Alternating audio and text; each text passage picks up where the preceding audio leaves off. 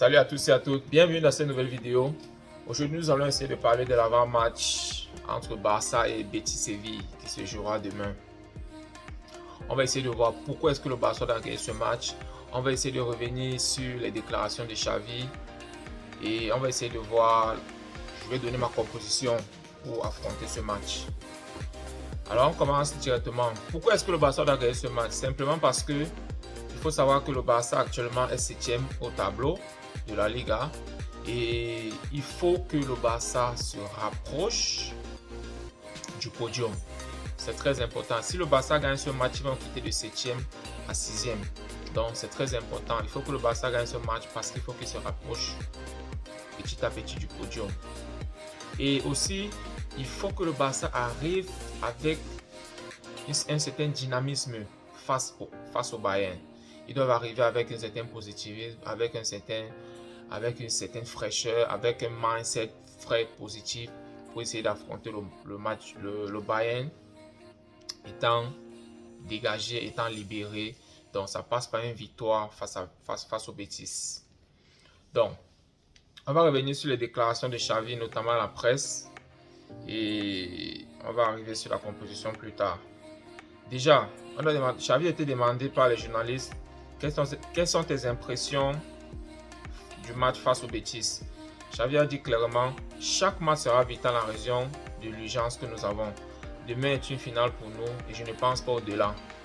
La deuxième question qui a été adressée à Xavi, c'est comment est-ce que tu vois les entraînements de l'équipe. Xavi a dit, cette semaine nous avons travaillé sur plusieurs aspects, notamment défensivement sur les sorties de balles. Mais vous devez comprendre que dans le foot, il y a toujours un adversaire. Villarreal nous a rendu les choses difficiles le week-end dernier, mais nous avons fait des améliorations sur toutes les phases du jeu. Xavi a été également demandé sur les potentiels transferts de janvier. Il a dit le club est en train de travailler pour renforcer l'équipe en janvier. C'est clair que si certains arrivent, c'est parce que certains doivent partir. C'est la réalité. Et quand on parle de certains doivent partir, clairement, moi, s'il y a un joueur qui me vient en tête actuellement qui doit partir du club, clairement, moi, je vois Luuk de Jong parce que depuis que Xavi est arrivé, il n'a même pas eu une minute de jeu. Donc, je pense que ça montre clairement qu'il n'entre pas dans les plans de Xavi. La prochaine question qui a été demandée à Xavi par les journalistes, c'est qu'est-ce que vous pensez sur la rumeur selon laquelle Frenkie de Jong serait vendu? Xavi a dit ceci, Frenkie de Jong est non transférable. Il était excellent face à Villarreal. On a également demandé à Xavi qu'est-ce que tu penses sur le renouvellement du contrat de Dembélé. Il a dit ceci, je lui ai présenté le projet sportif, je lui avais dit qu'il est le protagoniste. Il est content du projet sportif, mais la décision lui revient. Je n'entre pas dans l'aspect économique, il en décidera. On a également demandé Dembélé jouera ou il sera placardisé s'il ne prolonge pas. Xavi a dit ceci, Dembélé se sent bien, physiquement il est à 100% et prêt à jouer. Même s'il ne renouvelle pas, il doit jouer. Je n'envisage pas de le laisser sur le banc. Déjà, il faut savoir que sur la situation contractuelle de Dembélé sera un agent libre d'ici la fin de la saison. Donc, ça veut dire que d'ici janvier, Dembélé pourra déjà commencer les négociations avec un éventuel club s'il envisage de partir. Donc, de ce côté-là, la direction et Dembélé sont en train de discuter pour essayer de trouver un commun accord qui va satisfaire les deux parties. Donc, comme Dembélé n'est pas d'accord sur les conditions actuelles du club, du président, donc Dembélé a essayé un peu de repousser d'abord la première offre du club, mais le club lui a donné un délai, je crois, de 15 jours pour qu'il se décide. Parce que si Dembélé ne prolonge pas, il faut savoir que le Barça va le vendre parce que le Barça avait mis pratiquement 135 millions d'euros pour le faire venir au club. Donc le Barça n'envisagerait pas de le laisser partir gratuitement. Donc ce qui m'amène donc sur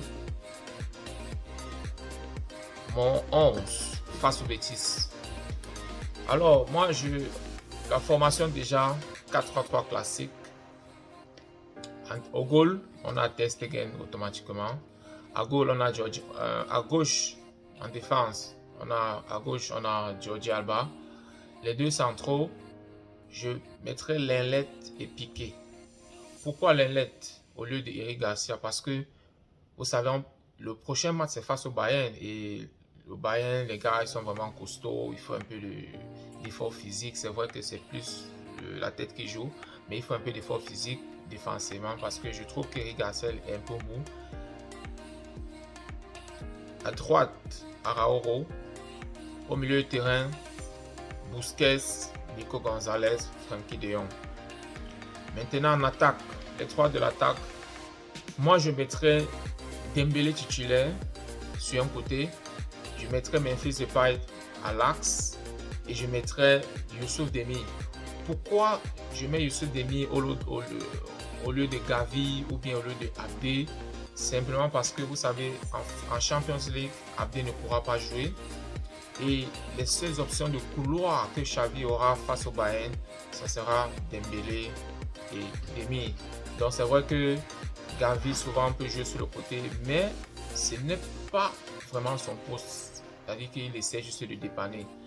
Donc les gars, j'aimerais que vous me donniez en commentaire votre pronostic et vous me dites ce que vous pensez des déclarations de Xavi. On va se retrouver dans une prochaine vidéo. Portez-vous bien. Ciao, ciao. Visca Barça.